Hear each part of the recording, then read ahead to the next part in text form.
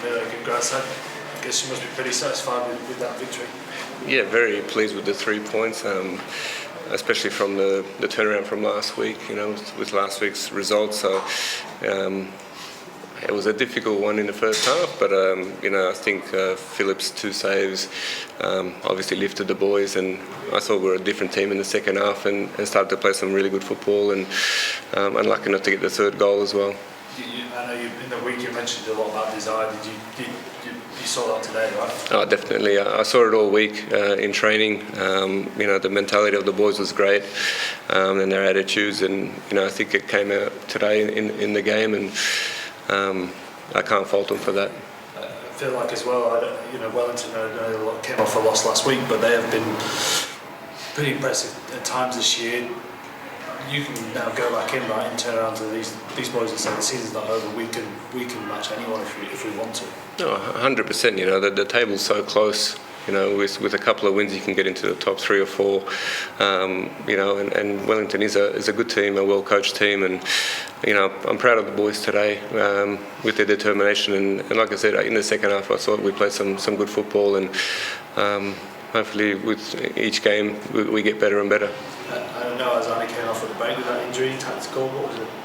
It was a little bit tactical. We just wanted some fresh energy to come on to keep putting them under pressure, and I thought Al did great when he came on, and obviously got us the penalty, and he did really well. Did you think their 2 penalties were fair, or were you... I'd have to review them again. I think at first glance it was hard to judge. Of course, Curto, 2 great penalty saves. Just how vital is he to this team? Oh, he's done great, today. I have confidence in both my keepers. But Philip today stepped up and had 2 great penalty saves, and like I said before, it really lifted the boys, and it proved very vital today. So is it very much that Nick and Philip, they're both fighting for that place? You don't have one that you particularly look at as the senior? No, definitely not. I think, like I said, they're both great keepers. They both could fit into this team. A lot of the time it depends on the game, and today I went with Phil, and it worked out well.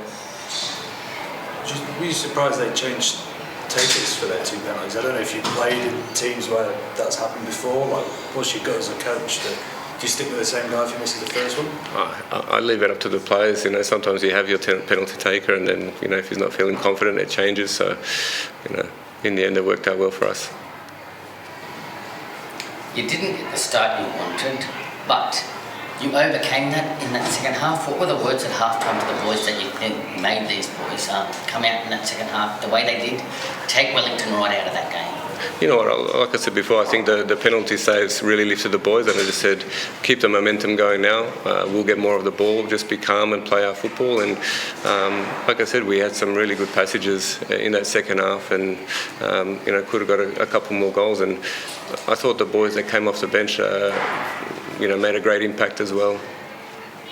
As you mentioned, the season's not over. What are you going to take into the next game now?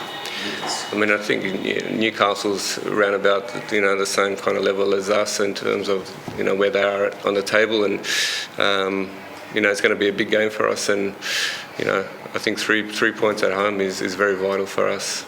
Moving forward, I think we're maybe 3 or 4 points away from Wanderers, who are 3rd. Is that right?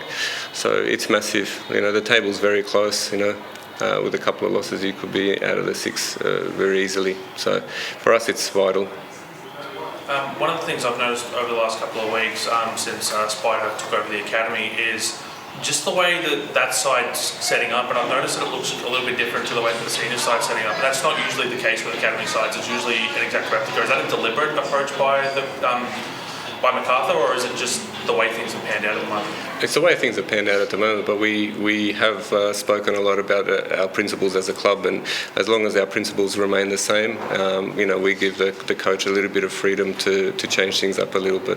I think he's doing a great job at the moment. Thanks, guys.